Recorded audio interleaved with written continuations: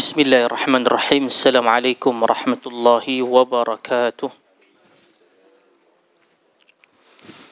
Innal hamdalillah wassalatu wassalamu ala Rasulillah habibina Muhammad bin Abdullah wa ala alihi wa sahbihi wa man tabi'ahu wa nasarahu wa man walah, amma ba'd. Alhamdulillah, kita panjatkan rasa syukur pada Allah Subhanahu wa taala. InsyaAllah pada pagi ini kita akan meneruskan perbincangan berkaitan dengan siri pemerintahan Khulafa Ar-Rashidun, Al-Khulafa Ar-Rashidun, yang mana kita berada di permulaan ataupun mungkin sepertiga awal daripada kisah di zaman Sayyiduna Abu Bakr As-Siddiq radhiyallahu anhu. Dan seperti mana yang saya selalu katakan, selepas daripada kewafatan Rasulullah sallallahu alaihi wasallam, kestabilan yang ingin dicapai oleh Abu Bakar tidak boleh tidak mestilah melalui ketenteraan. Bukan sahaja kerana isunya adalah tabiat Arab ketika itu,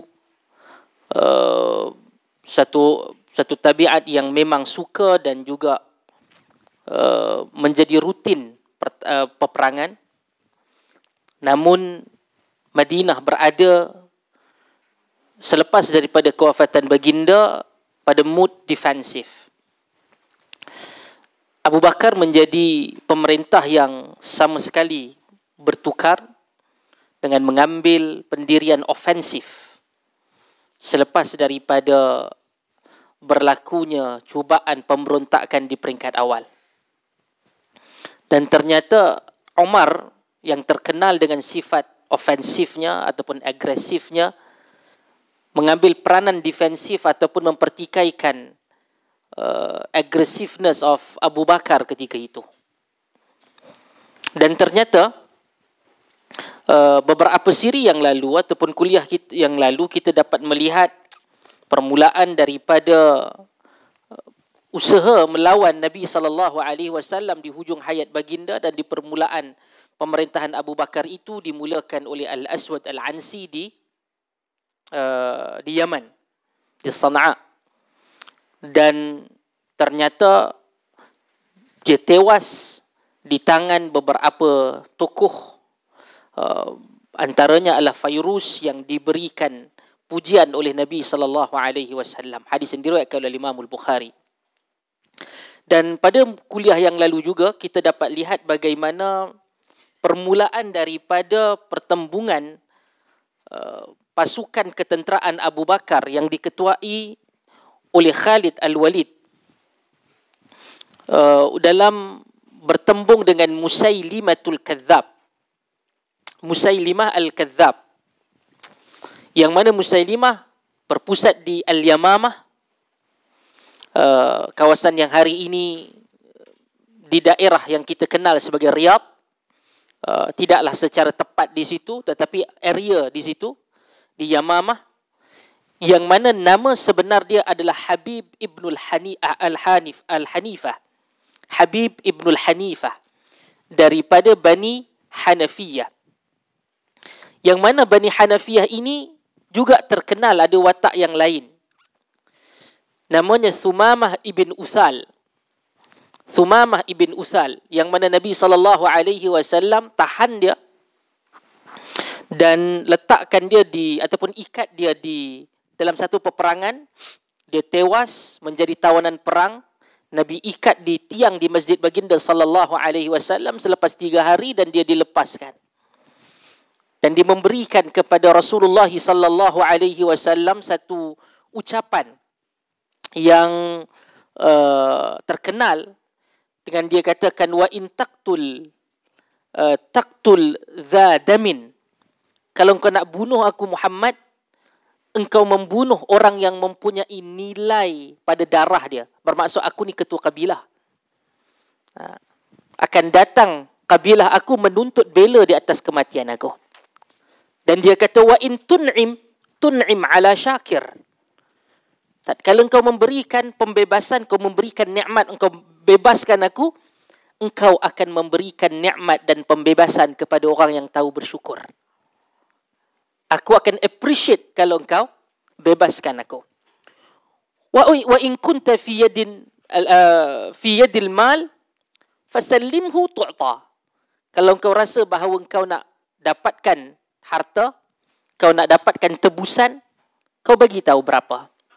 Mereka akan hantar dan engkau akan dapati tebusan yang engkau mahukan. Dan dia berada di dalam masjid Nabi SAW. Berada di dalamnya selama 3 hari, melihat baginda SAW salat bersama dengan para sahabah. Dan Nabi lepaskan. Nabi kata, atliqhu, bebaskan dia. Dia pergi kepada satu tempat yang lain, dia tu sumur, dia mandi, dia datang kepada Rasulullah SAW. Dan dia mengucapkan syahadah. Dia kata, inilah wajah yang paling aku benci dahulu, iaitu wajah baginda SAW. Dan hari ini ia menjadi wajah yang paling aku sayangi. Dan ternyata dia juga meminta kepada Abu Bakar, dan ditugaskan Abu Bakar untuk datang dan berunding kepada Musailimah ni. Tuan-tuan, Musailimah bukan satu orang yang dia masuk, dia melawan Abu Bakar kerana dia murtad selepas Nabi wafat. Tak. Sebelum daripada Nabi SAW wafat beberapa tahun, dia telah pun isytihar dia sebagai Nabi. Bab itu kita akan masuk sebentar lagi. Baik, pada kuliah yang lalu, kita dah masuk pada mukaddimah tentang Musailimah, sedikit berkaitan dengan Tulaihah bin Khuwailid, yang kita bincang sama ada dia menjadi sahabah, kemudian dia murtad, dia mengaku sebagai Nabi, dia bergabung dengan Uyainah bin Hasan, melawan dengan Abu Bakar, dia larikan diri.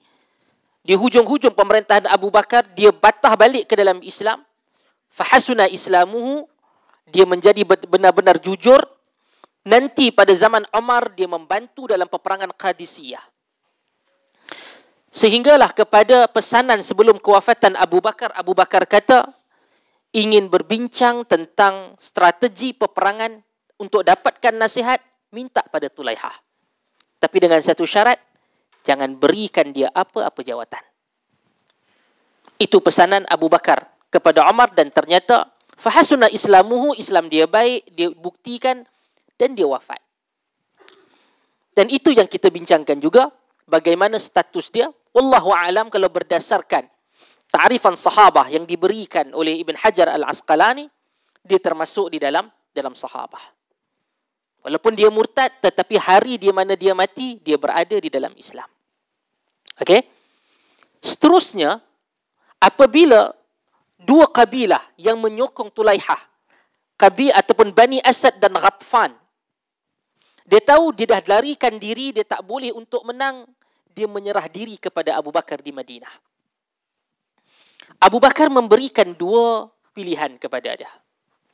Aku halau kamu semua daripada Madinah ataupun Jazirah Arab ni, untuk kamu jangan balik. Bermaksud kamu balik sahaja, wujudnya isyarat pertentangan dan peperangan dengan Madinah. Okey? Bermaksud perang. Ataupun yang kedua, engkau boleh kekal di dalam Jazirah Arab, namun segala harta, benda, kekayaan, pemilikan dirampas. Kau akan duduk dalam keadaan yang bahasa mudahnya hina, kalah perang, dan kau akan dirampas. Dan dalam waktu yang sama, semua itu dirampas, setiap tahun membayar jizyah kepada Madinah, kepada Abu Bakar. Bermaksud kalau dia ingin kekal dalam kekufuran. Akhir sekali, bila berlaku perbincangan, Abu Bakar bersetuju pilihan mereka itu adalah pada pilihan yang kedua. Termasuklah juga untuk diterima dan mereka membayar diat terhadap tentera Islam yang terbunuh, tidak perlu untuk dihukum dengan hukum bunuh. Macam biasa, Umar tak setuju. Umar tak setuju dengan pandangan dan juga keputusan Abu Bakar. Ketika mana ia dibuat, Umar tidak setuju. Ketika keputusan telah pun diputuskan ataupun finalize by Abu Bakar, Umar taat dan juga dengar. Namun dalam proses itu, Umar tidak sama sekali meninggalkan peranan dia untuk memberikan pandangan, kritikan, pertidaksetujuan. Baik. Ada satu lagi kisah. Dalam kelang kabut, adanya kadang-kadang dia retreat, dia lewat, dia kalah sebentar dan kemudian lawan kembali, kemudian menang kembali. Ada satu keadaan yang mana orang akan mengambil kesempatan di dalam banyak urusan-urusan kenegaraan ni. Daripada dahulu sampai kepada hari ini.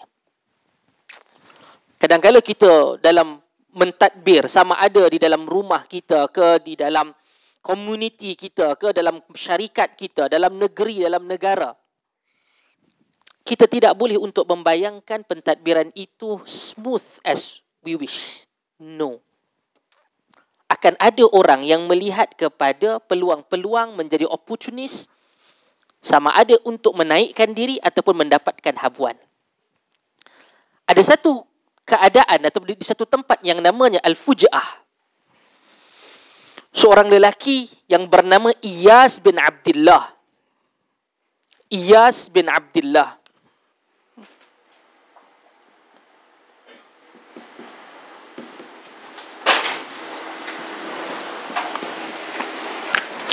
Dia datang jumpa dengan Abu Bakar. Yang mana dia ini hakikatnya satu orang scammer, penipu.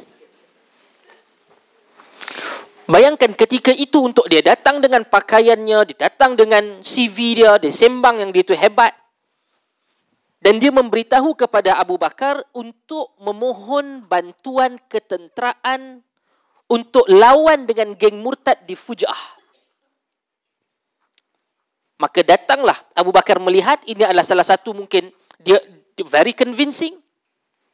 Ternyata apa yang kita boleh ambil iktibar? Dengan segala ketelitian yang kita ada, dengan satu orang yang dianggap ataupun yang sememangnya terbaik selepas Rasulullah sallallahu alaihi wasallam, Abu Bakar, tetap ruang itu masuk dan pemilihan-pemilihan keputusan itu ada ruang yang mencetuskan masalah. Kerana kesempurnaan hanya milik Allah. Hanya milik Allah. Ternyata apabila dihantar dan dia pula menjadi macam panglima, wakil daripada Madinah dan Abu Bakar kerana dia mendapat persetujuan daripada Abu Bakar. Dia jumpa dengan orang yang berada di Fuj'ah. Dia bunuh semua yang murtad tak murtad, yang Islam tak Islam. Dia lawan habis di Fuj'ah itu. Sehinggalah hal itu dibawa kepada Abu Bakar sebab dia guna nama Abu Bakar. Siri-siri peperangan, kemenangan, kehebatan, pencapaian tentera Abu Bakar telah pun ada. Bermaksud orang dah tahu. Yang ini kalau masuk gaduh, kalau masuk perang, dia tidak akan kalah.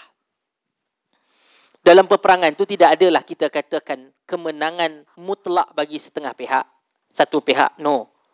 Akan ada kecederaan, akan ada tewas, akan ada kematian, syahid dan seterusnya. Maksudnya kalau aku tidak menang sekalipun, kau akan cedera parah. Begitu. Maka Khalid tangkap dia ni, Iyas, dan bawa balik ke Madinah, dibawa di hadapan Abu Bakar. Tuan-tuan kena tahu situasi ketika itu adalah situasi perang. Sebahagian riwayat menunjukkan apa pun ada yang kata dengan cara hukuman itu sangat dahsyat, tetapi Abu Bakar memutuskan bunuh dia ni. Dia tak ditangkap, dia pasung ke dia apa. Dia kata bunuh dia ni sebagai salah satu qisas. Dia bawa dan dia masuk untuk bunuh semua orang, Muslim tak Muslim, murtad tak murtad. Dan boleh jadi orang yang bukan Islam itu tidak pun melawan, tapi dia berada di tempat tersebut tetap dibunuh. Abu Bakar kata, hukum dia dengan hukuman bunuh. Sebagai perhatian kepada kita. Kita doalah kepada Allah Subhanahu Wa Taala, kita tidaklah masuk sampailah kepada tahap peperangan, tetapi kita akan ada konflik-konflik di dalam kehidupan kita, di dalam pentadbiran kita, di dalam pengurusan di bawah kita itu yang berbagai. Baik. Sebelum daripada kita pergi kepada Musailimah, ada satu kisah yang menarik terhadap salah seorang daripada, kita ada Tulaihah, kita ada Musailimah, dan kita ada satu lagi perempuan, the only perempuan, namanya Sajjah.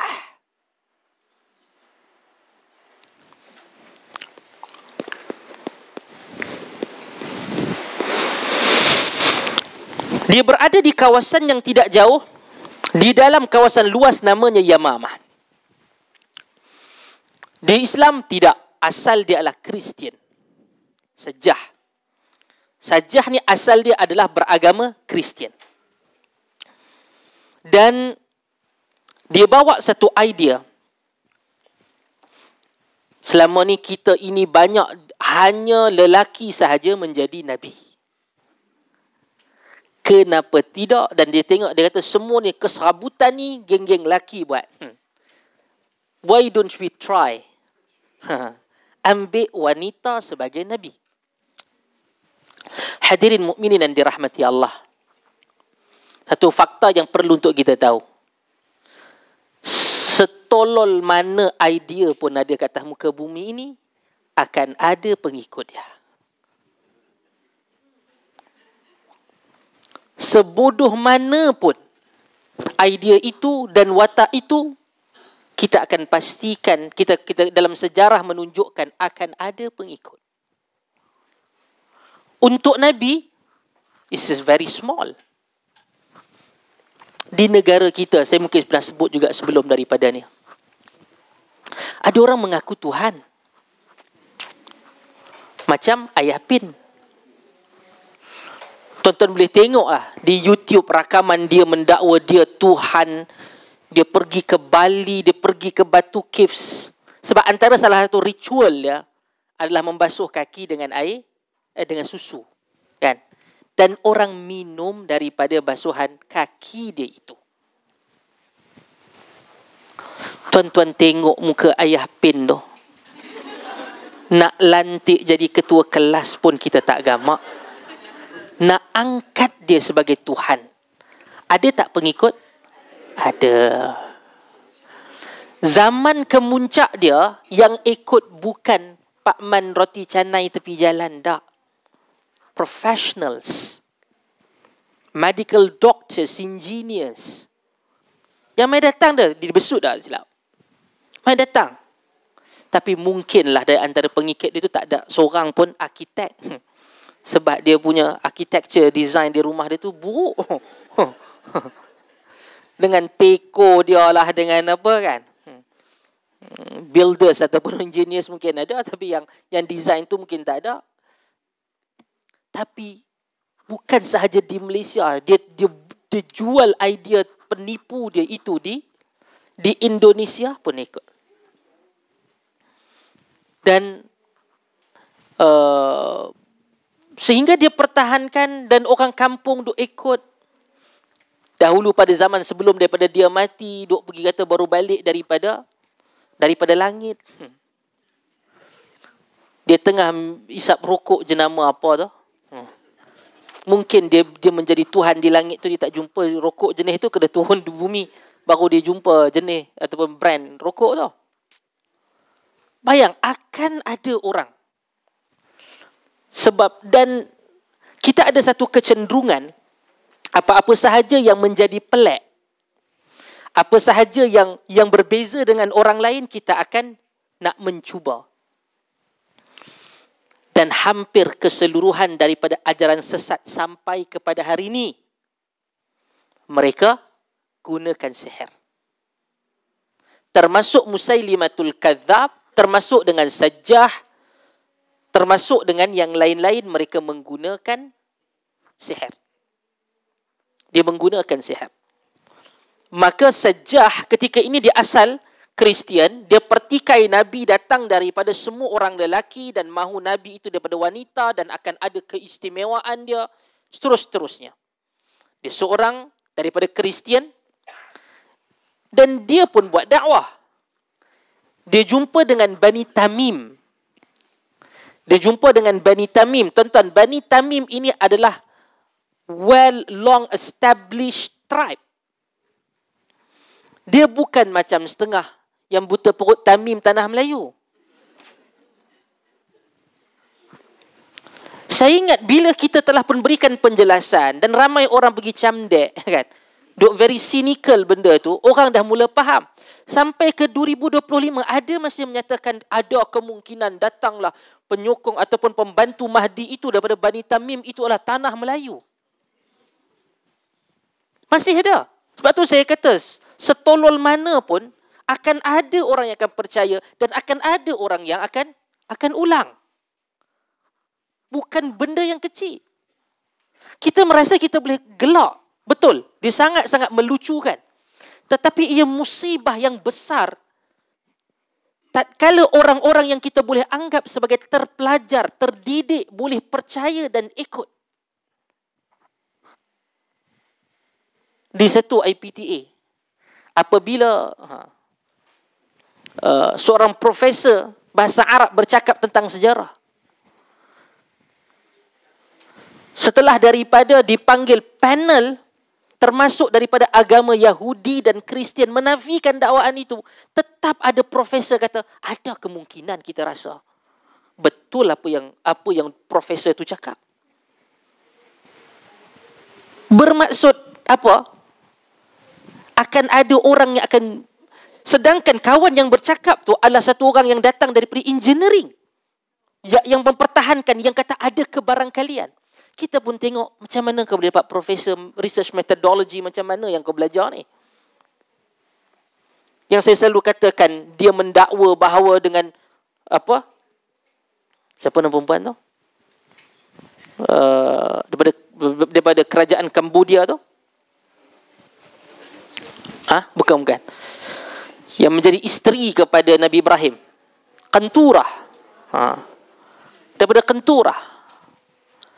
Sebab itu kenapa kita ajar dan kita tekankan bahawa seseorang itu perlu ada asas di dalam ilmu hadis. Bukan kerana untuk dia belajar ilmu hadis, tak. Tetapi itulah yang akan menilai bagaimana penerimaan satu berita itu diterima, diolah, diproses dan diambil. Siapa yang baca di mukaddimah Sahih Muslim akan ada penuh dengan hadis. Jangan ambil daripada orang yang tipu. Macam mana orang tu dianggap dengan tipu. Kafa bil mar'i kadhiban ayu haditha bi kulli ma sami'. Orang itu boleh dianggap dan dianggap sebagai penipu. Cukup apabila dia sembang semua benda yang didengar. Boleh jadi isu tentang Qanturah itu dia baca daripada kitab At-Tabari, tafsir Tarikh At-Tabari dan juga sebahagian dalam riwayat tafsir At-Tabari. Yang mana Al-Imam At-Tabari, dia punya metodologi dia, manhaj dia adalah membawa riwayat. Dia tidak menyaring riwayat tersebut. Dia bawa kerana dia adalah zaman-zaman yang awal, dia bawa dengan sanad. Boleh jadi sanad. Kadang-kadang dia sendiri tahu dalam riwayat itu bertembung antara dua sanad. Bertembung riwayat yang pertama ini dengan riwayat kedua itu bertembung sebab kerja dia adalah mengumpulkan. Itulah berlaku di dalam Tarikh At-Tabari dan yang selain dia. Namun, profesor bahasa Arab, sebab tu saya katakan, bahasa ini, dia tidak boleh untuk, siapa yang betul-betul masuk dalam bahasa, dia tak masuk dalam pengajian Islam. Dia betul-betul fokus terhadap bahasa. Bahasa Arab, termasuk dengan bahasa Arab, dia tak semestinya pakar dan menguasai pengajian Islam. Masa saya di SOAS, School of Oriental and African Studies, University of London, the head of department bahasa Arab itu seorang Korean, perempuan Korean tidak beragama Islam. Dia bukan orang beragama Islam, tapi dia pakar dalam literature tentang syair jahili, syair Islami, hadari dan sebagainya. apabila dia membaca riwayat di dalam sanad, dan sanad siapa yang nanti kalau dia belajar dalam hadis, dia akan ada haddathana. Haddathana. Ini yang kita panggil alfaz at-tahammul wal ada. Alfaz at-tahammul wal ada. Bagaimana kita ambil daripada guru dan kita deliver kepada student. Maka apabila satu orang itu mendengar secara terus daripada guru dia, macam tuan-tuan dan puan-puan dengar daripada saya riwayat hadis, sima' mendengar secara direct, berjumpa dengan saya, boleh menggunakan haddathani, menceritakan kepada aku Abu Hafiz. Okey? Sama ada mendengar, akan ada arad juga. Dia tuan-tuan baca, saya dengar presentation. Ada perkataan sami'na, haddathana, amba'ana, akhbarana. Ini menunjukkan berlakunya pertemuan secara direct. Akan ada yang lain namanya an-anah. Kalau tuan-tuan dengar, jumpa dalam hadis, dalam sanad an, kita panggil an-anah. Ini boleh berlakunya pertemuan secara, dia lebih kuat haddathana berbandingkan an-anah. Kadang-kadang berlakunya tadlis. Tadlis ini adalah sembunyikan. Sembunyikan. Dia termasuk antaranya, dia ada tadlis bermacam, ada 3 ataupun 4. Sebahagian nyatakan 3, ada yang kata 4. Tadlisul taswiyah, tadlisul isnad, tadlisul syuyukh. Tadlisul isnad sebagai contoh. Katakan kita ada kelas dua kali sebulan. Kelas pertama, si A ni hadir, kelas kedua dia tak hadir. Tapi dia mendengar, confirm kalau di dalam register, di dalam kelas saya. Tapi saya membacakan hadis itu pada kelas kedua yang dia tak hadir. Dia tak boleh katakan haddathani Abi Hafiz. Tak boleh. Jadi mana dia dapat? Dia dapat daripada kawan yang hadir. Instead of dia menggunakan nama kawan dia, right, daripada saya, ini dia B, right, selalunya dia akan riwayat B daripada A. Oleh kerana hari itu dia tak datang, tapi dia dapat hadis itu sangat menarik, dan dia nak riwayatkan, sepatutnya dia riwayat daripada C, pada C kepada A. Kerana untuk hadis itu saja. Jadi dia tadlis, dia tutup nama C, dia membayangkan hadis itu dia ambil daripada saya secara direct. Itu dapat dikenal pasti. Dipanggil tadlisul isnad. Kalau dia menggunakan an dalam riwayat, dia mudallis. Hadis dia dhaif. Hadis dia dhaif yang ringan. Bukan hadis yang berat. Tapi tatkala dia ambil daripada C ambil daripada A, but dalam riwayat sebenar dia ambil daripada B terus kepada A, menggunakan haddathana, amba'ana, akhbarana, au sami'na, dia dianggap sebagai pembohong. Dianggap sebagai pembohong. Sebab tu list of nama tu kita akan tahu. Siapa di kalangan mudallisin, siapa di kalangan mukhtalitin, yang di awal hidup dia kuat ingatan, mampu untuk tidak ada masalah, di hujung hayat berlaku masalah. That professor, ketika dia membacakan haddathana itu, dia ada maksud sebenar. Haddathana menceritakan kepada kami. Dia menghadiskan, menceritakan. Terkejut saya ketika mana tengok video dia menterjemahkan haddathana, maksudnya ada satu orang tu katakan haddathana Muhammad. Muhammad itu pergi pusing-pusing dengar-dengar orang kata. Menunjukkan dia tidak menguasai sama sekali ilmu hadis. Dan dengan itu punya kualiti sekalipun, dia sembang, sampaikan profesor pun boleh kata ada kemungkinan. Dan ini juga membenarkan bagaimana pengambilan maklumat tanpa disaring itu menyebabkan masalah besar dalam keselamatan negara. Kes yang dahsyat. Kematian satu orang pelajar di Sabah. Betapa banyak cerita bohong kerana saya terlibat secara langsung dan tidak langsung dalam pemuktamadan di Dewan Rakyat pada minggu yang lalu. Berapa banyak khabar yang ada yang sama sekali dapat ditolak dengan akal tanpa tengok kepada sanad sekalipun. Di dalam hadis, saya tengah menyiapkan menulis tentang buku berkaitan dengan hadis palsu. Tuan akan ada sebulan lagi habis ke? Ikut kerajinan.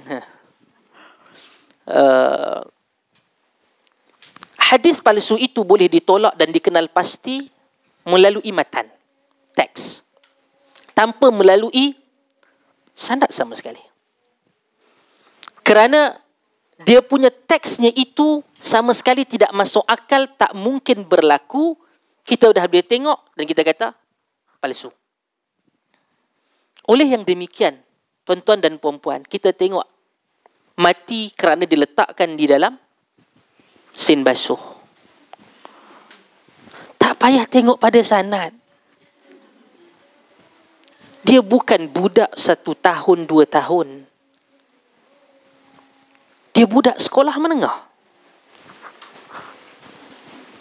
Dan itu, bayangkan, saya dengan satu orang kawan pergi di orang jumpa dan tegur. Lepas tu saja, bukanlah provok, tanyalah macam mana keadaan negara. Wis, rosak sekarang doktor. Makin bahaya, orang di dalam mesin basuh pun boleh mati.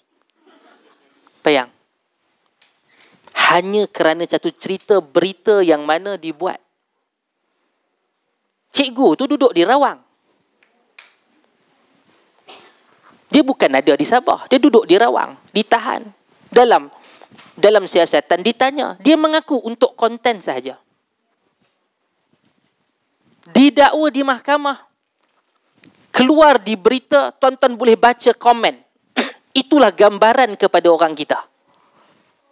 Dia dah mengaku dalam siasatan. Dia memang buat konten. Dia tak ada maklumat. Dia tak ada apa. Di bawah tu, more than 50% yang kata, ada kemungkinan mungkin cikgu ini kena tekan.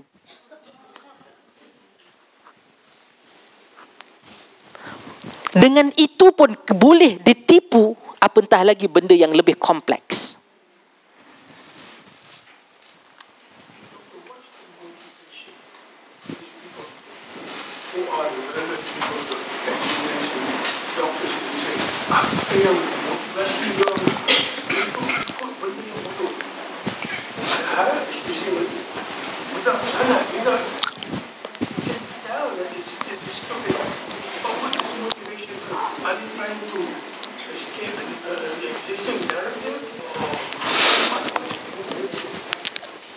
Kalau nak dikatakan apa sebab, apa motivasi, apa objektif mereka ini, dia berbagai. Ada orang yang mempunyai masalah sejarah kehidupan dia.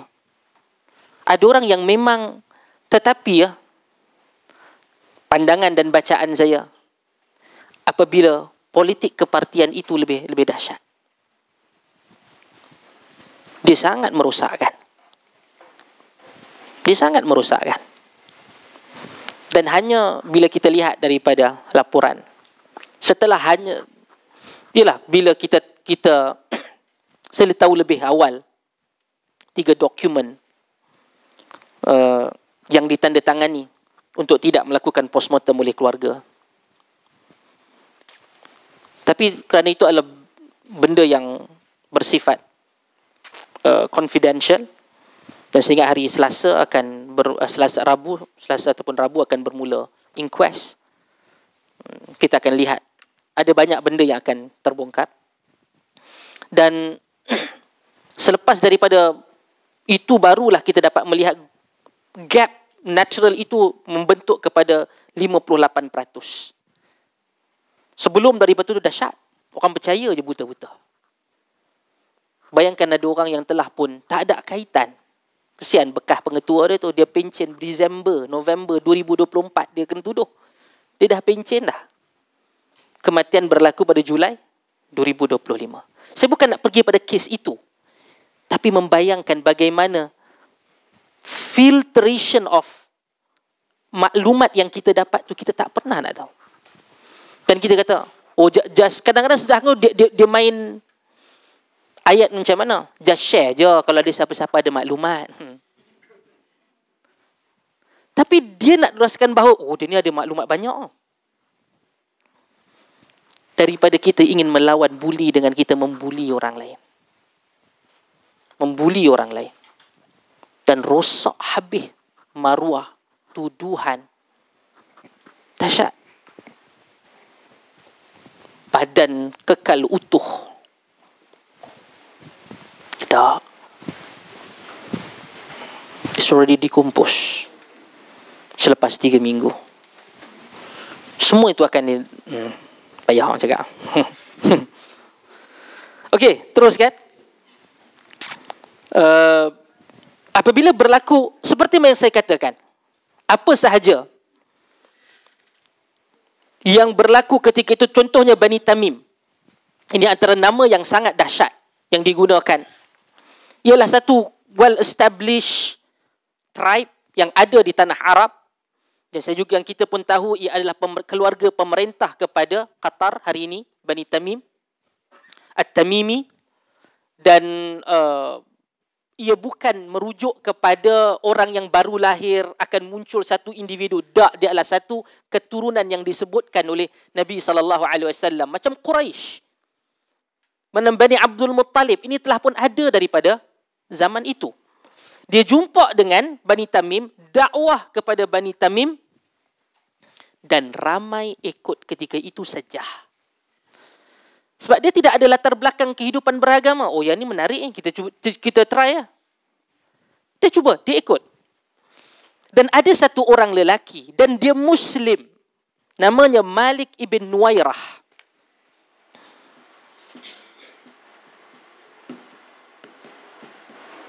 Malik ibn Nuwairah ikut dia dan syok kepada dia dan jatuh hati kepada Sajjah. Dan apa yang berlaku ketika itu, Malik ibn Nuwairah dia kecewa nanti Sajjah yang saya dah sebut dalam kelas yang lalu akan berakhir dengan berkahwin dengan Musailimah. Jadi dia telah pun patah hati. Oleh kerana proses patah hati itu, dan dia ini ketika dia dilihat menyokong Sajjah, Khalid mai datang dan Khalid pertikai kat dia. Time tu dia emosi kot mana. Dia tanya, adakah engkau masih lagi mengikut Muhammad sallallahu alaihi wasallam? Dan dia menyatakan, wa anna sahibaka, dan sahabat engkau. Satu riwayat menyatakan jawapan dia itu adalah jawapan yang grey area. Macam saya selalu sebutkan, Khalid dia tak suka jawapan-jawapan yang aku kena faham, aku kena try nak faham. Engkau kena bagi jelas-jelas, tegak kat aku. Ya ataupun tidak. Wa inna sahibaka, dan ada pun sahabat engkau. Dia kata, fa innahu laysa bi sahibik. Habis itu dia bukan sahabat engkau. Nabi itu bukan yang kau beriman. Dia bunuh. Dia hukum kerana dia berada kerana asalnya boleh jadi kerana tindakan Khalid ketika itu dikritik oleh sahabat yang lain. Omar antara tak setuju. Kerana disebutkan selepas perkataan itu dilihat Malik bin Nuwairah masih lagi salat. Masih lagi salat. Tapi ialah kadang emosi, dan ini selalu saya nak ulang, ini dalam ruang waktu perang. Maka Khalid dia tak mau ambil sebarang risiko. Dan ada yang kedua dengan menyatakan, dia menyebutkan, Khalid kata ni jaga. Dia ada bagi satu arahan yang menyebabkan orang yang menjaganya itu memahami tindakan perlulah dilakukan, iaitu tindakan bunuh. Baik. Maka Nabi yang baru ni, kan, Sajjah ni yang mengaku Nabi ni, dia berfikir, dia pun orang strategik. Dia perlukan kekuatan. Ini berlaku dalam semualah, orang berniaga ke, orang politik ke, orang apa macam Sajjah ni, dia nak kena ada brand sendiri, nak naik nama macam mana? Nak orang kenal. Sekarang punya branding kan, marketing. Kadang benda-benda yang mengaibkan diri, kita pun tak gamak nak tengok pun. Semakin teruk, semakin buruk, semakin ramai orang datang. Pertama, mungkin peminat itu ada. Tapi peminat ni boleh jadi dia sokong, boleh jadi dia diam. Tetapi di dalam marketing ni, kalau kita lihat, yang paling hebat sokongan itu adalah haters. Pembenci. Kerana out of the anger and hatred, dia mengambil masa dan usaha untuk menulis dan mencaci maki kita.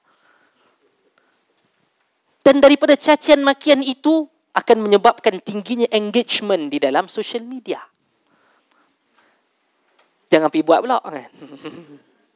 Tentang kata dia berfikir dia nak keluar apa produk baru ke kan, ataupun dia nak ni apa semua, dia naikkan dengan cara begitu. Sajjah dia ada idea tu. Sajjah kata, dia kata ada dua pilihan untuk dia naik di tempat ni. Ada mana-mana kabilah, mana-mana perkumpulan dia serang. Ataupun yang kedua, dia serang Nabi yang lain.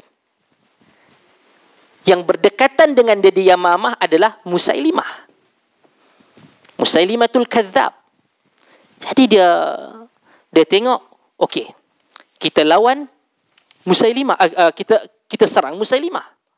Jadi Sajjah setuju bahawa untuk lawan Nabi yang lain, yang ada ketika itu di Yamamah adalah Musailimah. Musailimah dapat tahu. Musailimah pula, dia pun strategik. Di dalam satu orang yang strategis, yang menyusun siapa lawan dan siapa kawan. Kata dia, aku tidak boleh untuk naik dengan mempunyai lawan yang begitu ramai. Tak boleh. Kena minimumkan lawan kepada gerakan aku. Dia ada Syurahbil yang dihantar. Kalau yang kuliah yang lalu saya sebut, Abu Bakar dah arahkan untuk kumpulan-kumpulan kecil daripada sahabah untuk bergerak pergi Yamamah bagi melumpuhkan Musailimah.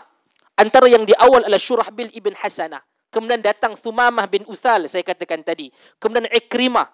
Kemudian yang tak sampai lagi ni, musibah besar untuk dia, Khalid Al-Walid. Ni mai datang satu lagi Sajjah.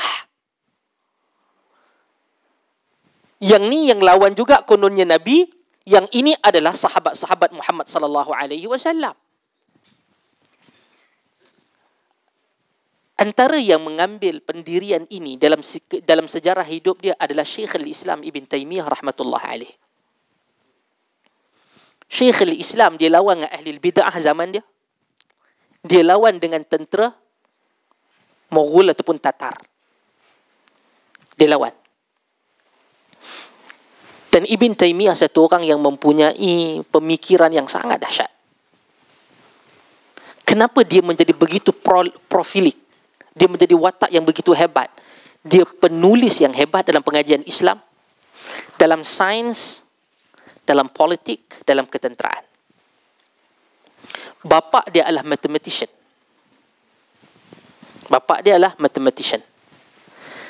Dalam sejarah awal, sama ada mathematician dalam physics, dia akan ada kaitan dengan falsafah. Di barat, siapa yang mengambil fiziks, dia akan mula berbincang, ialah fiziks daripada penciptaan awal, dia akan mula kepada tentang idea universe ini daripada mana. Penciptanya ada ataupun ialah satu sistem yang natural. Datang daripada letusan, datang daripada panjang. Dan apabila dia mula daripada bapa dia itu ada latar belakang matematik, dan kemudian dia belajar tentang falsafah. Pada falsafah itu akan ada school of thoughts. Daripada penciptaan alam semesta. Ada daripada bagaimana Yahudinya, daripada Kristiannya, daripada etisnya. Jadi dia mengawal. Sebab tu dia menjawab keseluruhan kepada agama-agama yang lain. Tapi dalam waktu yang sama, perang bermula. ketika mana dia ni jenis gerilya. Dia mai datang satu tempat geng ahli bid'ah, dia mai lawan, lepas tu dia belah. Itu Ibn Taymiyah. Dia tak pastikan bahawa dia mesti pastikan kumpulan ini bertukar menjadi memahami sunnah. Tak. Bagi dia, itu bukan tanggungjawab dia. Ketika mana berlawan dengan Tatar, dia menjadi begitu rapat dengan geng-geng ahli bid'ah ni nak lawan dengan Tatar. Dengan gulat, sufi-sufi gulat ni dia lawan. Sedangkan kalau dalam banyak benda yang lain, tu dia perkataan dia dahsyat, tajam. Dia tahu dan dia faham siapa musuh ketika itu. Di jalan-jalan di Syam ketika itu, kumpulan geng-geng yang tentera Tatar ni ada yang minum arak sampai tergulik. Ini Syekhul Islam, minum arak takkan benda tu halal. Anak-anak murid berjalan tengok kat dia ni. Syekhul Islam dia kata, ya Syekh, ini minum arak ni kita kena halang. Ibn Taymiyah kata, jangan, tak payah halang. Ni kalau sober dia ni. Kalau dia ni tak mabuk ni, kepala orang dia banjung. Baik dia mabuk. Dia punya pemikiran betul. Jelas apa yang dia nak. Lepas tu bila orang kritik, bila saya susun Mufti Perlis naik di Ahad lepas, ada geng-geng berselawat kan. Macam-macam orang duk mesti tanya pasal apa bersama kan. Kena tanya, bila lagi yang boleh di tengah dataran merdeka satu orang yang digelar sebagai, yang ni tak buat keluar kan. Hari ni jangan bagi ni lah. Digelar sebagai bapa Wahabi tu, boleh bercakap di dataran merdeka dan mengumandangkan ucapan mewakili aliran. I made it very clear kepada penganjur. Saya tak nak hanya kepada satu aliran. Saya kata jemput aliran yang lain. Kerana itulah keterbukaan yang kita percaya, yang kita perlu untuk berikan. At the end of the day, dia kekal Muslim, saudara Muslim kita.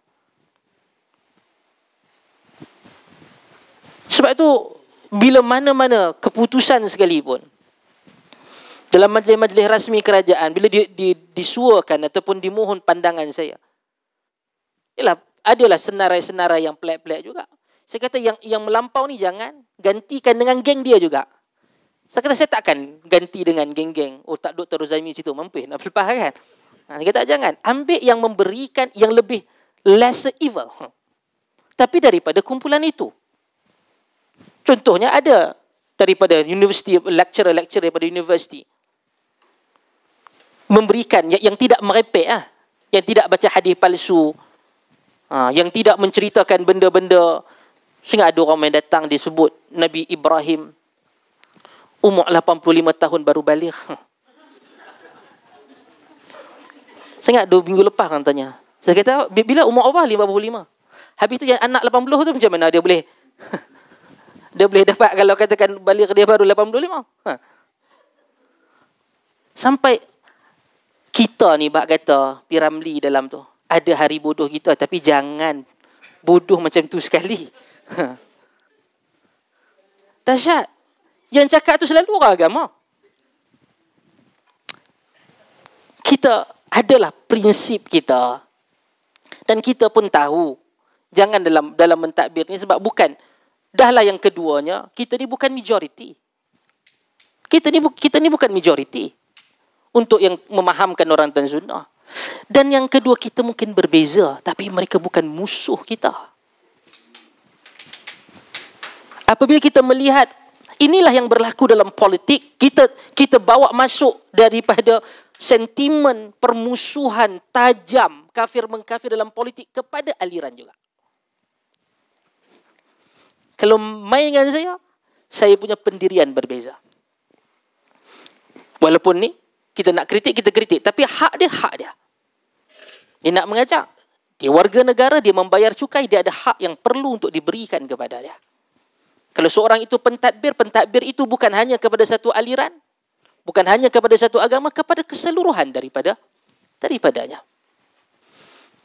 Akhir sekali kita nak pergi, mereka ni majoriti, mereka pergi buat bergendang macam tu, kan ramai. puluhan ribu yang datang. Kita hanya ada satu tempat, kita bercakap dan mereka boleh dengar. Dan kami selalu kata, kalaulah ruang itu diberikan secara sama rata, even kepada golongan sunnah sekalipun, insya-Allah kita akan mampu menarik akal dan budi manusia mendengar dengan hujah kita. Dalam keadaan sekatan sana, sekatan sini pun ramai orang cuba untuk mendengar, orang cuba untuk memaham. Dan kadang secara senyap, kita ada majlis ke, kita ada apa, ramai datang kata, oh saya follow begitu, saya follow begini. Kita pun tak kenal. Maka hal yang sama digunakan oleh Musailimah, ini adalah universal. Ini bukan hanya kerana dia Musailimah guna, tak. Ibn Taymiyah guna.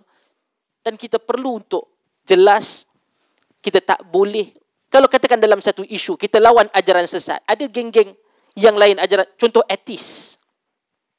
Ya?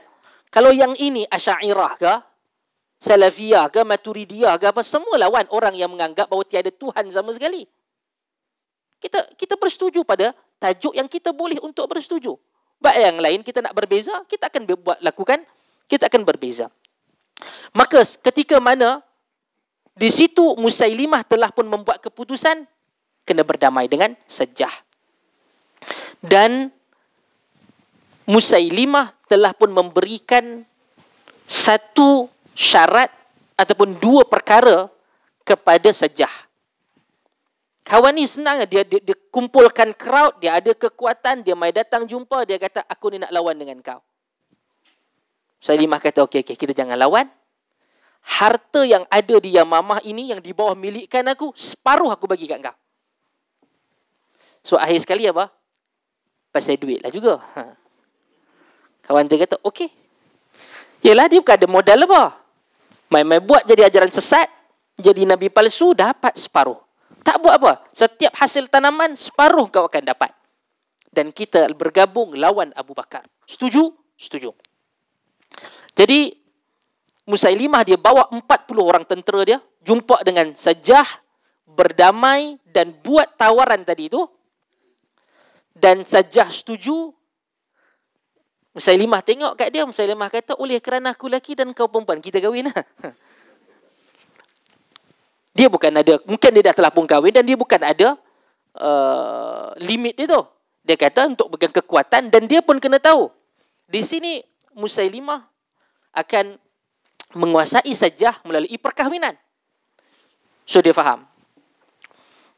Di Saudi, antara Arab ni kaki gaduh. Arab ni dia ada masalah itu. Arab ini dia baik-baiklah. Sebaik-baik Arab dan sebaik-baik manusia itu Muhammad bin Abdullah sallallahu alaihi wasallam.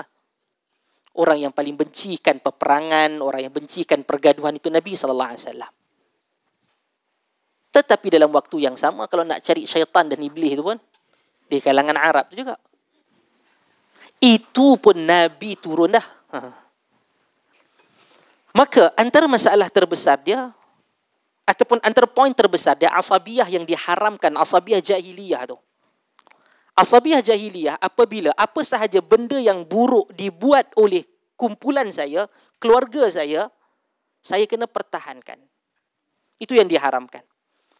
Saya punya keluarga, tiba-tiba ada dua, dia pergi anak saudara ke, adik-beradik ke, ayah ke, atuk ke, cucu ke, pergi bunuh. Yang ni bukan masalah pergi maki, pergi bunuh kabilah yang lain. Dia lari, bagi tahu dia kena serang untuk ditangkap oleh kabilah satu lagi. Dia tanya pasal apa dia cari awak. Saya bunuh dia. Okey, tak apa, kita pertahankan. Tak kisah bahawa dia itu betul ataupun tidak, tapi kau geng aku, itu menjadi satu kebanggaan bagi Arab, kabilah jahiliyah untuk pertahankan. Sebab itu Nabi SAW ingatkan, man mata alal asabiyah, mata alal jahiliyah. Siapa mati di atas kerana masuk perang, berlawan kerana unsur jahiliyah ni, pertahankan yang salah, dia mati dalam jahiliyah. Maka bila datang kepada Nabi SAW perempuan Makhzumiyah minta daripada Usamah bin Zaid bin Harithah jumpa dengan Nabi untuk memberikan amnesti. Dia ni datang daripada keluarga yang hebat-hebat, mulia-mulia, Makhzumiyah, kaya. Supaya bagi tahu sahaja kepada Nabi, Nabi berubah muka dan Nabi naik ke atas mimbar, halaka man kana qablakum, hancurlah umat sebelum daripada kamu. Idza sariqa fihim syarif taraku, apabila orang-orang bangsawan mulia mencuri ditinggalkan, tidak dihukum. Wa idza sariqa fihim dhaif aqamu alaihi al-hadd, apabila yang mencuri itu orang-orang yang dhaif, orang-orang bawahan, dipotong tangannya. Dan Nabi memberikan penekanan yang memecahkan asabiah jahiliyah. Lau sarakat Fatimah bintu Muhammad, kalau yang mencuri itu Fatimah bintu Muhammad, laqata'tu yadaha, aku akan potong tangan dia. Ini adalah antara awalan Nabi SAW secara praktikal. Kalau anak aku mencuri, aku akan potong tangan dia. Maka ini penting. Antara salah satu di Saudi, antara sejarah yang disebutkan, pemerintah awal, saya tak Malik Saud ataupun Malik Abdul Aziz. Dia ada Saudi pertama dan Saudi yang kedua, moden dan juga lama. Malik Saud ni yang sekali dengan Syekh Muhammad bin Abdul Wahab, yang orang tuduh Wahabi tu yang ratusan tahun lah. Mereka bergabung. Saya tahu sama ada yang pertama ataupun Malik Abdul Aziz. Dia akan pastikan yang ni memang politik, tuan-tuan jangan kata apa hukum dia. Yang itu saya suka pandangan ataupun perkataan Dr. Yasir Qadhi. Apabila ada satu polisi, keputusan orang politik sebahagian, bukan semua, you don't ask them about dalil, about hukum. They will do what they wish to do. Okay? Itu mungkin perbahasan panjang. Apa yang dia buat? Dia akan kahwin wanita daripada, yang boleh kahwin 4. Dia akan pastikan dia berkahwin dengan setiap kabilah yang ada di Saudi sekarang ni. Ni cerita lama. Dan dia akan pastikan mesti ada anak. So satu masa dia akan kahwin 4, ada anak, dan dia akan sama ada dicakai lah ataupun mati, dia akan pergi pula pada lain. Sehinggalah semua kabilah-kabilah itu tidak boleh bergaduh. Kerana semua hampa ni adik-beradik. Daripada segi amalan tu, kalau zaman ni viral dah kena maki dah kan. Tapi kalau dia berfikir zaman tu, pertama dia tak ada social media. Dan yang kedua, apa masalah lebih besar? Masalahnya adalah tak berkelahi. Dan berkelahi itu bukan berkelahi main sikit-sikit, bunuh. Bukan ijtihad dia ketika itu adalah ijtihad yang tepat. Ijtihad yang tepat. Dan sehingga tidak berlaku masalah. Baik. Maka dia jumpa dengan Sajjah setuju dan kahwinlah mereka.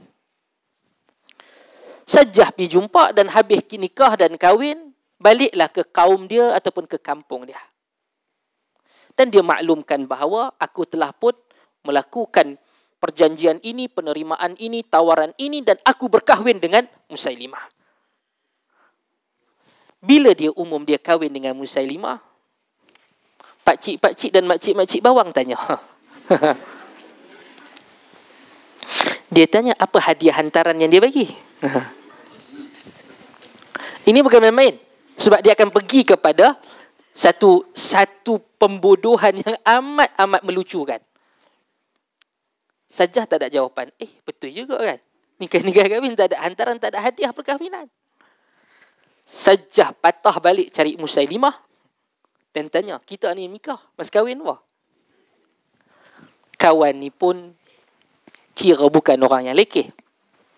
Dia kata, panggil engkau punya. Zaman itu dia ada satu orang yang selalu yang mempunyai suara yang kuat. Kalau untuk kaum muslimin, orang azan lah. Tapi yang kuat untuk melaungkan pengumuman. Jadi dia kata, siapa man munadin minkum? Siapa tukang announcer di kalangan kamu? Mari datang, panggil aku. Bawa jumpa aku. Dan dipanggil, dibawa Sajjah dan dibawa jumpa dengan Musailimah. Musailimah kata, aku akan umumkan mas kahwin ni, engkau umumkan kepada kaum kau yang paling hebat, iaitu salat subuh dan asar cancel. Dimansuhkan salat subuh dan asar. Dan itu dipercayai dan sajah balik dengan segala kegembiraan mas kahwin yang luar biasa dan diterima oleh kaum sajah. Kerana Musailimah dia tidak menafikan Nabi SAW sebagai Rasul daripada Allah, tak. Dia hanya menyatakan selepas engkau adalah aku. Itu Musailimah. Sebab tu bila dia batal ini kira hebat. Arahan daripada langit dibatalkan oleh aku sebagai Nabi juga. Sajah dia tak kekal lama. Dia duduk sekali. Kemudian Khalid datang serang. Kita nak tutup cerita Sajah ni. Sajah lari dan dengan bahagian yang dijanjikan untuk dia. Okey, Musailimah duk bagi. Dia ambil. Ketika serangan Khalid datang, dia lari. Dia pergi sampailah kawasan yang sangat jauh. Ada yang kata pergi sampai ke Iraq. Ada yang kata sebagai pada Syam. Sehingga pada zaman Muawiyah ditemui Sajah.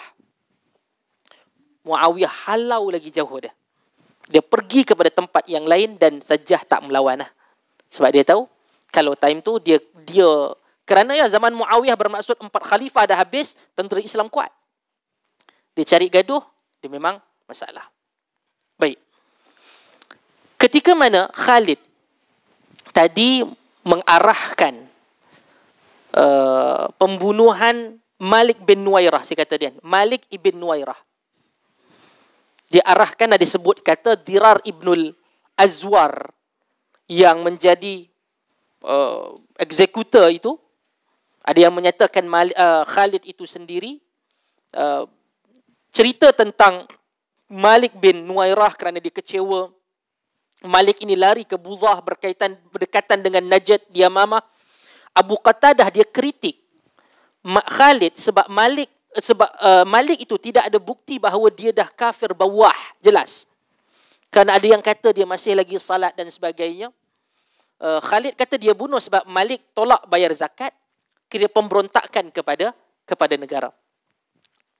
Dan ada satu time to time peperangan. Ada satu isu di situ yang menyebabkan, sebab Khalid ni dia bukan ulama besar di kalangan sahabah. Dia tentera. Malik bin Nuwairah dibunuh dan dia meninggalkan isteri. Namanya Ummu Tamim. Dan isteri itu dikahwini oleh Khalid. Zaman tu, dia lain lah. Kawan ni duk bunuh, dia boleh kahwin dan dia boleh berkembang keluarga dan sebagainya. Yang ini satu tradisi berbeza setiap bangsa dengan bangsa. Yang ini kita cakap 1000 tahun yang lalu. Dan menyebabkan isu yang besar. Laki dia, suami dia nama dia Malik ibn Nuwairah. Isteri dia Ummu Tamim. Suami dia itu dibunuh. Bermaksud, kalau hukumnya dia masih lagi Islam, dia memerlukan 4 ashhurin wa 10. 4 bulan, 10 hari. Khalid kahwin selepas sebulan.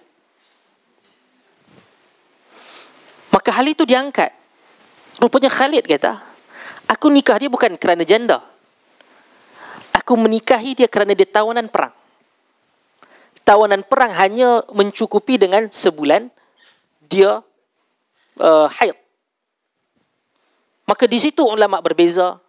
Dan ini antara memantik kemarahan Omar. Omar mula daripada antara permulaan dia ini. Omar dah mula, dia kata Khalid dia buat perangai. Dia kumpul point. Sehinggalah nanti zaman pemerintahan dia akan pecat. Pecat dia ada 2 kali. Pertama daripada panglima dan yang kedua dia tak masuk campur. Panglima tertinggi dan juga panglima pangkat rendah pun nanti Omar akan lucutkan. Tapi kalau kita tengok secara keseluruhan, Omar dia panglima perang, Khalid dia panglima perang. You cannot have 2 lions on the top of the hill. Tak boleh. Jadi sebab Khalid dia sangat teliti. Abu Bakar memberikan arahan umum. Khalid faham, Khalid buat. Omar nanti dia akan very precise. Dia akan kadang-kadang dia micro. Khalid dia part itu juga. Jadi dia tak boleh orang yang mempunyai sama watak itu berada pada pembuat keputusan. Alright. Kemudian perang Aqraba. Perang Aqraba ini adalah perang yang khusus pertembungan dengan Musailimah. Musailimah punya perang disebutkan dalam kitab-kitab sejarah sebagai Aqraba.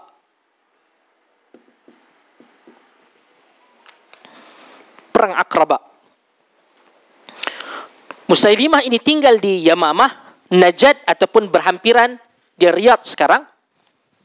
Ia merupakan jalan utama kalau nak pada hari ini pada Madinah nak pergi ke Bahrain ataupun kawasan Qatar, Kuwait. Tuan-tuan, perkataan Bahrain ini telah pun ada since pada zaman Nabi. Dan itu bukan merujuk hanya kepada Bahrain yang ada ketika ni. Di antara dua laut. Sebagai contoh Syam. Syam itu bukan Syria semata. Ya masuklah Jordan dia, Lubnan dia, Palestin dia, Syrianya. Itu adalah kawasan Syam. Bahrain ketika itu adalah meliputi Qatar, meliputi Kuwait dan masuk sekali Bahrain yang ada pada hari ini. Maka Musailimah ini digelar sebagai Rahman Yamamah, pemimpin besar orang Yamamah ketika itu, dan dia memang ada cita-cita untuk menjadi Nabi daripada awal. Dia bersungguh. Sehingga dia buat kerja awal. Dia meniru Nabi SAW since Nabi berada di Mekah. Dia hantar spy untuk pergi ke Mekah. Setiap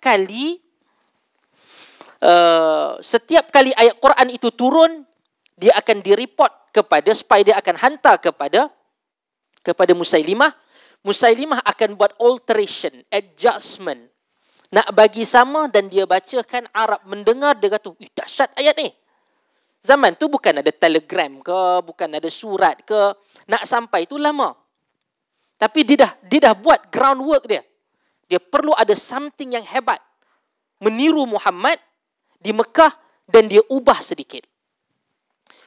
Tapi ada satu part yang dia tidak ada, mukjizat. Maka dia belajar sihir. Dia belajar sihir.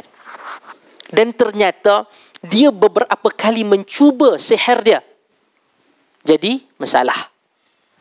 Okay? Dia jadilah something, tapi dia tidak seperti yang dia inginkan. Contoh ada air telaga yang keruh tak boleh minum. Dia pergi ludah. Sebagai riwayat sebut. Orang ambil air tu masin. Tak boleh minum lagi. Sebelum tu keruh, dia jadi masin. Disebutkan. Baik. Pada tahun ke-9 Hijrah, Rasulullah SAW wafat pada tahun 11. Dan kita masuk pada bulan Rabi'ul Awal. Adalah bulan yang mana Nabi SAW wafat dan lahir. Kedua-duanya. Sekumpulan orang daripada Yamamah datang ke Madinah jumpa dengan Nabi SAW nak masuk Islam selepas daripada pembukaan kota Mekah. Kota Fathu Mekah dibuka pada 20 ataupun 21 Ramadan tahun ke-8 Hijrah.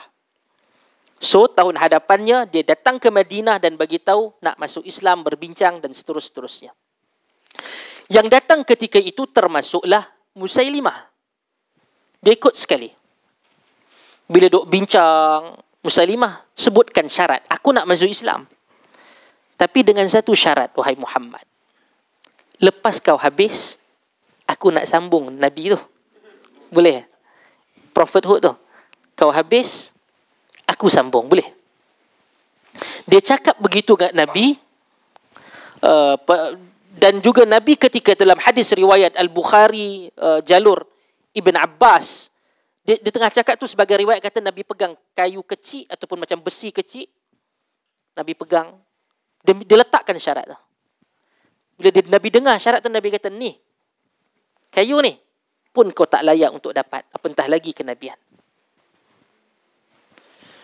Dan Nabi SAW sebut, kata Ibn Abbas, wa anni la ahsabuka alladhi ra'aitu fima urid. Aku yakin bahawa engkaulah yang aku melihat, aku diperlihatkan di dalam mimpiku. Engkaulah salah seorang yang aku diperlihatkan dalam mimpiku, lah hadis Bukhari. Abdullah bin Abbas bila dengar hadis ni, dia jumpa dengan Abu Hurairah. Dia tanya, hadis ni yang Nabi kata la ahsabuka alladhi ma ra'aitu ma urid, yang aku nampak dalam mimpi tu, apa maksud dia? Kata Abu Hurairah, Nabi SAW melihat dalam mimpi ada 2 rantai emas yang berada di tangan baginda. Dan Nabi SAW hembus keduanya dan keduanya hilang. Dan berkecai. Nabi hembus, keduanya berkecai. Dan ketika mana Nabi SAW lepas daripada salat subuh, bangun daripada tidur, dan dia menceritakan kepada Abu Hurairah, dan Nabi mentakwilkan 2 rantai emas itu merujuk kepada 2 orang yang sangat besar impak dia dalam dunia Arab, yang akan menyesatkan manusia dan akan mati dibunuh. Dia adalah Al-Aswad Al-Ansi di San'a, di Yaman, dan yang kedua Musailimatul Kadzab di Yamamah. Dan itu adalah takwilan daripada Nabi SAW sendiri, dan diceritakan kepada Abu Hurairah, didengari oleh Ibn Abbas. Didengari oleh Ibn Abbas dan diminta penjelasan itu oleh Ibn Abbas daripada Abu Hurairah radhiyallahu an. Baik. Selesai tahun 9, mai datang nak minta masuk Islam, bersyarat, ditolak oleh Nabi, dia balik. Tahun ke-10 Hijrah, dia mai datang 2 orang wakil Musailimah membawa surat kepada Nabi SAW. Dia dah mula menggunakan cop mohor nama dia sebagai Rasul dan Nabi. Dia mulakan surat dia min Musailimat Rasulillah ila Muhammad Rasulillah sallallahu alaihi wasallam. Daripada Musailimah utusan Tuhan kepada Muhammad utusan Tuhan. Self-proclaim. Okey?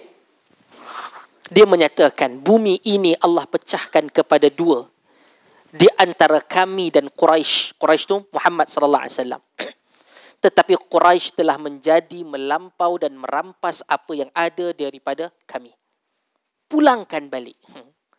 Yang separuh itu kepada kami dan engkau nikmati separuh yang lain. Bila mai datang kawan tu membacakan surat kepada Nabi SAW, Nabi kata, "Lau anna ar-rasula la tuqtal laqataltukumah." Kalaulah utusan itu boleh dibunuh, kau 2 ni aku bunuh. Tapi oleh kerana aku perlu untuk mengikut undang-undang dan arahan Tuhan bahawa utusan tidak boleh dibunuh, dia balik. Dia sampai, dia balik, dan Nabi SAW tak ambil tindakan kepada dia.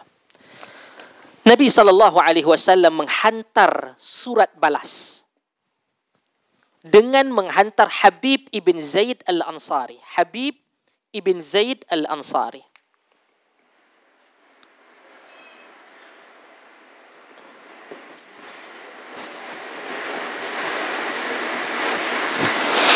Habib ibn Zaid al-Ansari menjadi wakil Nabi menghantar surat balasan daripada Musailimah. Dan surat itu ditulis oleh Ubay bin Ka'ab, salah seorang penulis Nabi SAW. Nabi katakan, "Min Muhammadin Nabi," daripada Muhammad seorang Nabi, "ila Musailimatil Kadzab." Di sinilah bermulanya penamaan Musailimah sebagai Al-Kadzab. Dia ada isim fa'il kepada dia, Al-Kadzib, a liar, pembohong. Tetapi sirah mubalaghah, kaki bohong. Mungkin satu penipu tu 10 benda dia bagi tahu, 3 tak boleh percaya. Tapi apabila satu orang yang dipanggil Al-Kadzab, 10 dia cerita, 13 tak boleh percaya. Sangat dahsyat pembohongan dia. Khususnya dalam ilmu hadis, sekali sahaja awak dibuktikan berbohong atas nama Nabi, wa anta kadzab. Kau adalah kadzab. Bukan sahaja kadzab, dajjal. Dajjal. Ini adalah perkataan Nabi. Dahulu Imam Ahmad bin Hanbal di masjid, bila dia cerita yang ini berbohong, ini kadzab, ini dajjal, ada ramai datang, dia kata, kau ni suka maki dan kutuk orang dalam masjid. Imam Ahmad kata, la. Yang menyatakan pembohong hadis Nabi ni dajjal adalah Nabi SAW. Nabi kata akan datang dajjalun kadzabun ya'tunakum ahadith ma lam tasma'u antum wa aba'akum. Akan datang pembohong, dajjal, pembohong yang bawa hadis yang bapa-bapa kamu dan kamu tak pernah dengar hadis tersebut. Maksudnya bukan daripada Nabi sallallahu alaihi wasallam. Kalau siapa belajar ilmu hadis nanti atau tengok kepada hukuman terhadap perawi, dia akan tengok kadzab, sani', dajjal. Itu ada. Maka kita dia ni dajjal. Kemudian Nabi SAW kata, salamun ala man ittaba'al huda. Salam sejahtera bagi orang yang mengikuti hidayah Allah. Fa innal arda lillah. Bumi ini milik Allah. Yurithuha man yasha. Diberikan pewarisan itu kepada siapa yang dia mahu. Min ibadihi wal aqibatu lil muttaqin. Diberikan kepada hambanya yang dia kendaki, dan akibat yang baik hanya kepada orang yang bertakwa kepada Allah Subhanahu wa taala. Dia baca simple surat. Simple surat. Sebab tu bila kita nak buat surat yang bagi simple, orang boleh faham. Dia jangan duk berjela-jela. Kan, mesyuarat dia jangan bagi panjang. Akhir sekali pun bukan panjangnya mesyuarat nak buat keputusan tu. Akhir sekali apa yang berlaku adalah Musailimah tanya kepada Habib bin Zaid, atashhad anna Muhammadan Rasulullah? Engkau menyaksikan, engkau yakin bahawa Muhammad tu Rasulullah? Dia kata, na'am, ya. Dia tanya, atashhad anni Rasulullah? Engkau yakin bahawa aku ni Rasulullah? Habib bin Zaid ni pun boleh tahan. Dia kata, inni asam wala asma'. Aku ni pekak, aku tak dengar. Tapi dia jawab. Dia ulang berkali-kali. Dia tanya dan dia kata, aku pekak, aku tak dengar soalan kau. Berakhir dengan Musailimah seksa dia, potong dia dan bunuh dia.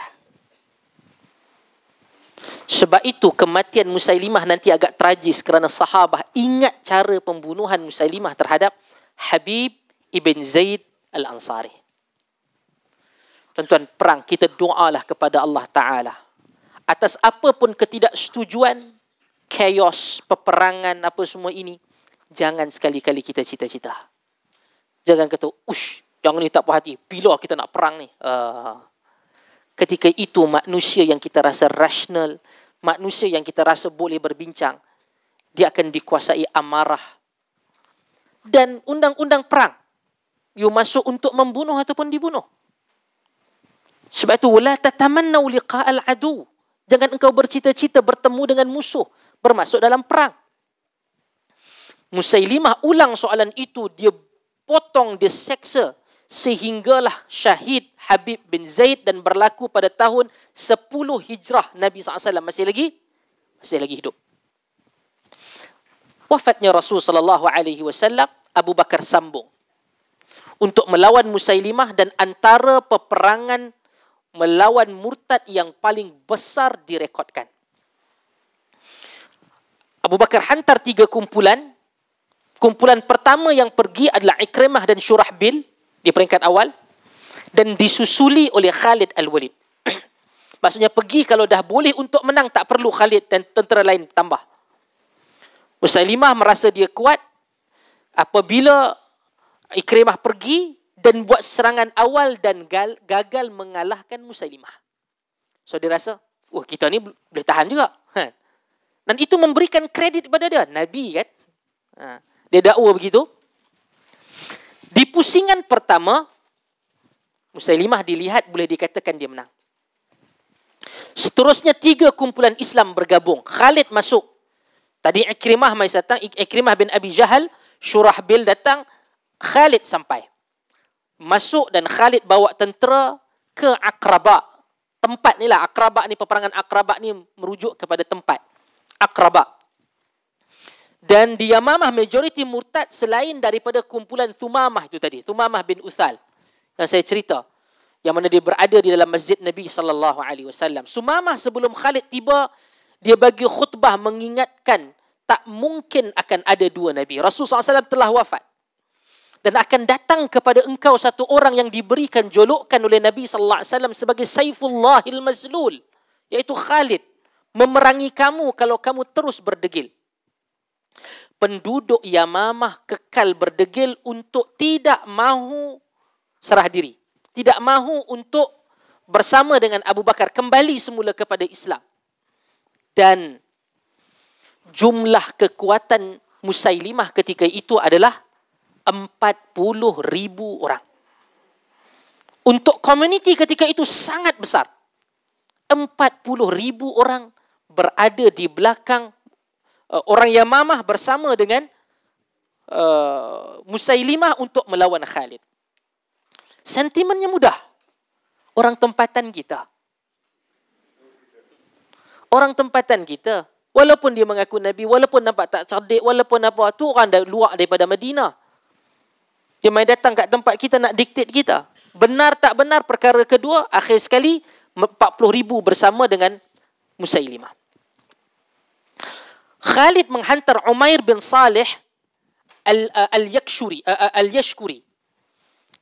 Hantar Umair ibn Salih untuk pergi pusing semua kabilah-kabilah yang ada, memberikan dakwah, memberikan penerangan, penjelasan untuk kali terakhir. Serah diri, kita tak kacau. Okey? Dan ada dua orang ketika itu. Pemimpin perang, panglima perang yang berada di belakang Musailimah. Dua orang ini. Yang pertama Al-Muhakkam ibn Tufail.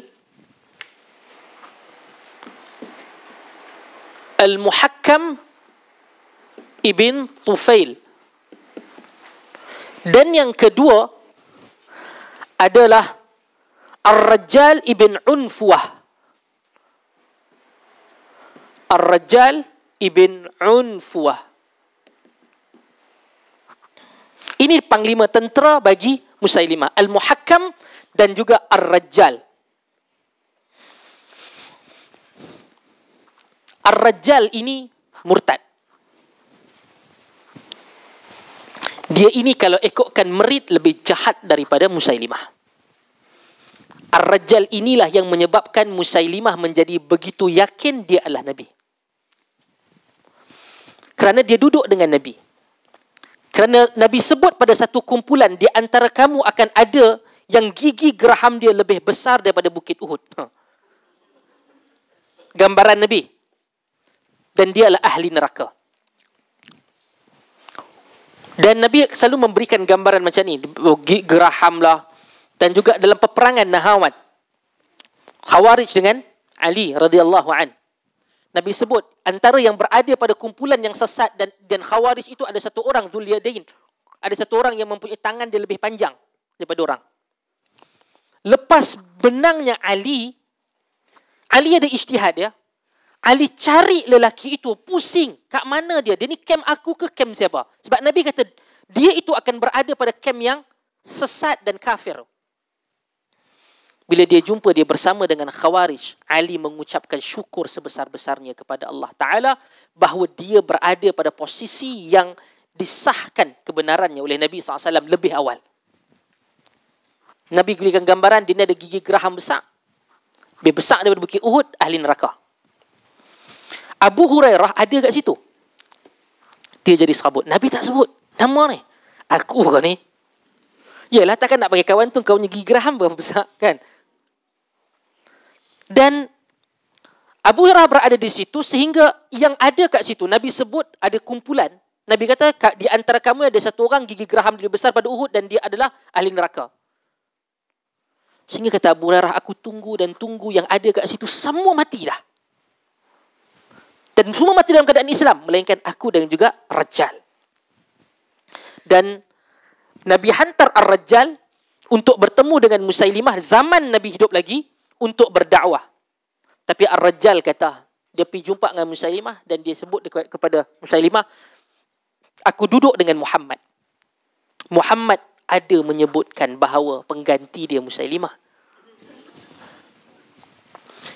Dia minta awal. Dan si Rajjal ni mai datang dan sebut, dia kata, sebab tu kita kena sama-sama berjaga-jaga. Kadang-kadang orang, bukan aku tak kenal, aku adik-beradik dia. Bukan aku tak kenal. Dulu masa antara yang paling awal melawan Nabi SAW di Mekah adalah adik-beradik Nabi SAW. Saudara mara.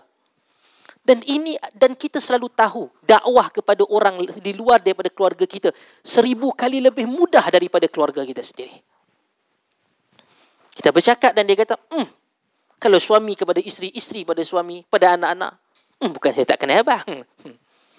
Segala luar dan dalam tu dia akan boleh untuk bercerita sehingga kita berasa macam berat. Ibu kepada anak, anak kepada ibu dan berbagai lagi. Dan Rasulullah SAW mempunyai muamalah kehidupannya luar dan dalam keluarga sama. Sebab kalau nak melawan itu, dan tidak ada satu pun di kalangan keluarga, bahkan kepada musuh Nabi SAW di kalangan keluarga, Abu Jahal, Abu Lahab, yang itu semua ada, Abu Sufyan sebelum daripada itu. Semua ada kekerabatan yang dekat, bukan jauh. Dia kata Muhammad ni kaki penipu, pembelit. Tak ada. Sebab dia tahu semua orang mengenalinya. Sebelum dia menyatakan bahawa dia, baginda SAW itu sebagai Rasul, semua daripada mereka menabalkan sebagai Al-Amin. Satu pertabalan yang hampir mustahil untuk didapati. Maka dia duduk dan Ar-Rajjal lebih jahat daripada Musailimah kerana dia yang memulakan, dia adalah punca kepada Musailimah itu menjadi lebih jahat, lebih sesat daripada keadaan tersebut. Dan Khalid bergerak bersama, dan insya-Allah pada kuliah akan datang kita akan pergi detail kepada perbincangan bagaimana pergerakan ini. Khalid nanti akan bergerak bersama tentera Islam ke Aqrabah untuk lawan, bertemu dengan sekumpulan daripada Bani Tamim yang nak perang. Dan dia berkuda sehinggalah ditanya, dia bawa tentera berkuda bertembung dengan Khalid. Khalid terus tanya, yang ni kau beriman dengan Nabi mana? Mereka kata, minnan nabi wa minkum nabi. Di antara daripada kami ada Nabi, kau pun ada Nabi. Silap. 60 tentera itu kudanya dirampas dan mereka ialah dalam perang. Sehinggalah ada yang menyatakan kepada Khalid, ni ada 60 tapi satunya kepala dia ni, ketua dia ni Maja'ah bin Murarah, jangan bunuh. Jangan bunuh dia. Kerana dia akan ada hari di mana dia akan kita boleh manfaatkan. Tapi Khalid tak bunuh dia. Khalid ikat dan bawa dia. Setiap sepanjang perjalanan tu, Khalid tutuh dia, kutuk dia macam-macam. Punya bodoh ikut manusia macam Musailimah, Nabi kau Musailimah gini. Sebab tuan-tuan akan dengar nanti ayat-ayat Al-Quran yang dia buat. Dia sebut tentang surah Al-Fil, kan? Alam tara kaifa fa'ala rabbuka bi ashabil fil. Cantik ceritanya tentang sejarah tahun gajah. Dia bercerita tentang anatomi gajah. Al-fil wa mal fil lahu khurtumun tawil. Gajah, apa itu gajah? Gajah ada belalai yang panjang. Dia kata Arab ni ini apa? Nanti tu yang Khalid kata, ini tak ada Arab yang paling lekeh boleh ikut, engkau boleh ikut. Adalah senarai ayat-ayat Al-Quran yang direka, yang menggambarkan kebodohan. Tak, orang yang bodoh itu adalah normal lah. Majoriti kita ni bodoh dan kita belajar jadi cerdik. Tapi orang yang terbukti bodoh dan diikuti dan ditaati, pengikut itu double dan triple bodoh dia. Sebab tu kurang-kurang ikutlah orang yang ada standard sikit, kan, ada ilmu sikit. Kadang kita boleh tahu yang ni memang tak betul, jelas yang salah. Wallahu ta'ala alam, wa Allah rahmati kita. Nas'alullah yaj'alna wa yaj'alakum min alladhina ittaba'una al-qawla fayattabi'una ahsanah. Nas'alullah yaj'alna min muttabi'i bil kitabi was sunnah. Subhanakallahumma bihamdik, asyhadu an la ilaha illa anta wa astaghfiruka wa atubu ilaik, wa barakallahu fikum. Wassalamu alaikum warahmatullahi wabarakatuh. Tuan-tuan, kalau ada soalan, saya lupa nak bagi tahu ada soalan, tanya sahaja ketika mana kita lalu perbincangan tu, supaya ia lebih praktikal lah berbanding dengan hujung ataupun nak tanya. Wallah alam.